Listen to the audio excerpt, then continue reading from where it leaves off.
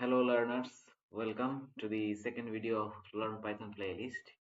Now I am going to show you how to download and install Python in your computer. So first I need to search the Python official website from where I'm going to download Python.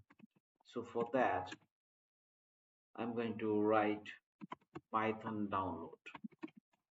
Okay, and the first website that I'm going to see, it should be the official website of Python. Python.org, of course. So here it is.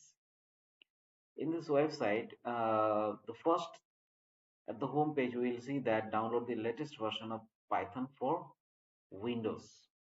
So I'm going to choose this version. If you need another version, you can get it down there, but I'm going to get the latest one.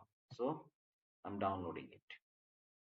Okay, so download is complete. After downloading, what I'm going to do, I'm going to run this file right from here. All right, so I'm opening the file and allowing it to be executed. See, if you are a novice user, then you can go with the default option. Of course, check these two boxes. Otherwise, you can choose the customize installation.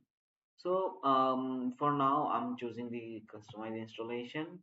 Over here, I'm going to do nothing but just clicking the next, and here I'm going to put a tick. Install Python for all users. This is what I wanted.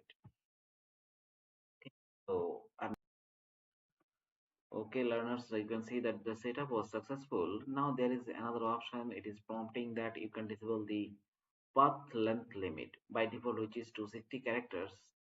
You can disable that from this option. So I'm disabling.